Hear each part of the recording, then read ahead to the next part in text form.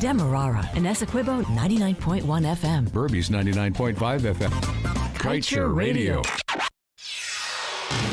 This is the news on top of the hour. Live from our studio in Georgetown. Kaieteur Radio, 99.1 FM.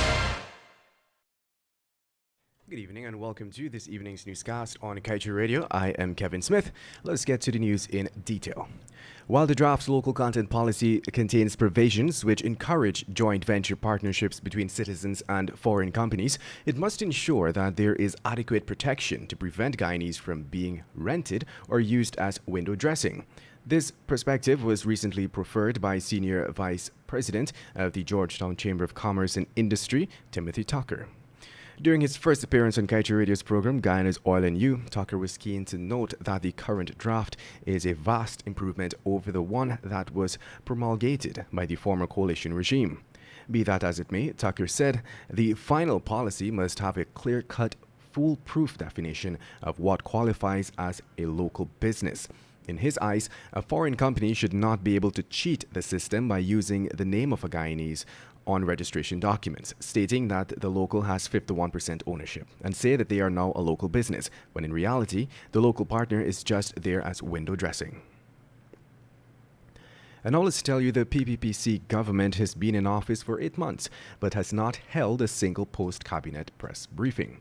Post-cabinet briefings had occurred at the Ministry of the Presidency under the David Granger administration, following Cabinet's weekly meetings, wherein a senior official, usually then Minister of State Joseph Harmon, substitute, would inform the public about discussions at the level of Cabinet, then take questions from journalists. This has not happened since the Air Finale administration took office. The PPPC took over in the midst of the COVID-19 pandemic, which has significantly changed the way the media and government should operate, restricting in-person meetings. However, with virtual meetings, the government cannot use the pandemic as an excuse. And moving on, Guyana's continued efforts to strengthen its forestry sector saw its Forestry Commission recently engaging a diverse group of stakeholders on the proposed establishment of a national forest management standard and certification system for approval by the Program for Endorsement of Forest Certification, also known as PEFC. According to the Natural Resources Minister, Vikram Bharat, and I quote, "The government of Guyana is convinced that the development of the national certification system is important."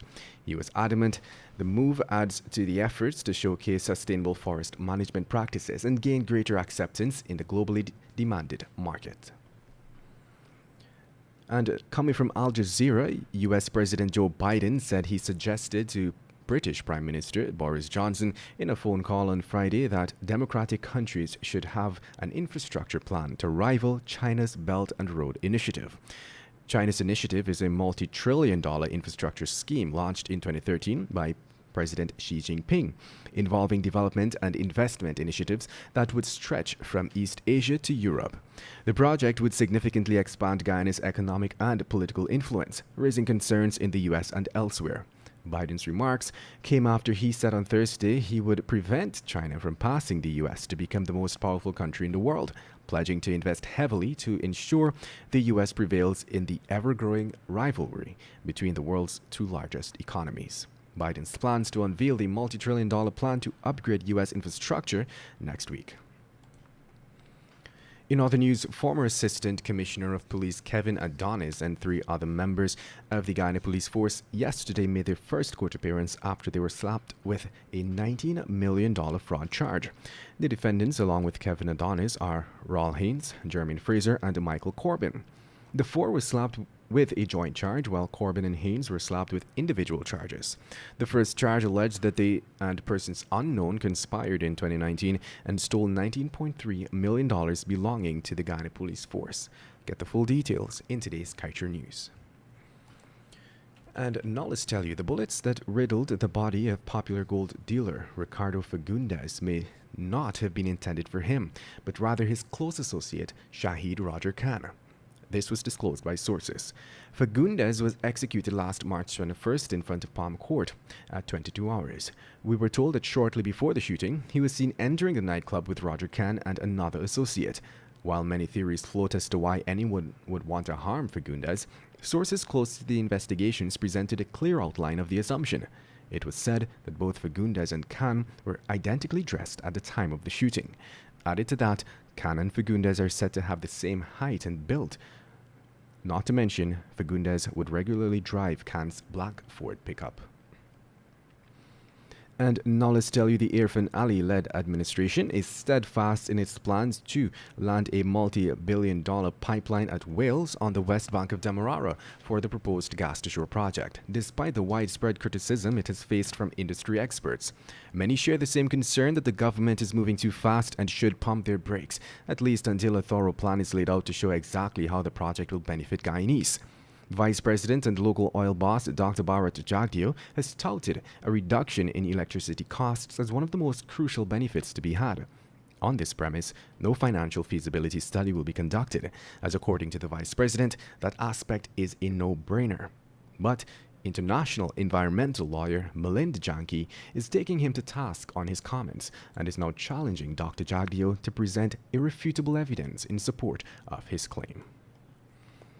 And now let's wrap things up by telling you that a toddler was last Thursday killed after a tree fell on him and his mother at Cashew Landing, Tasserine Bakdam in Region 7. The dead child has been identified as 1-year-old Onan Alfred of Tasserine Village, Middle Mazaruni River.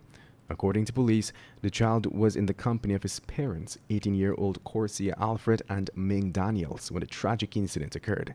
The report stated that around 16 hours, Alfred Daniels and the child were heading to Isano Landing, when a strong wind blew, resulting in the tree falling and hitting the toddler and his mother.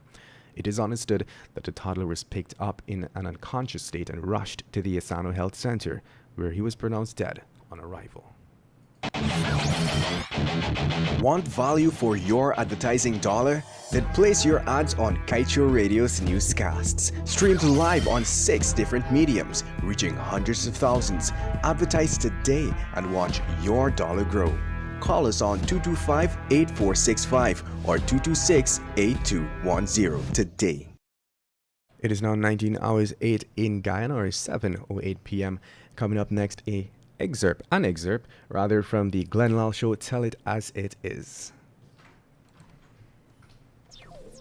Guyana, our leaders maintaining the slave mentality become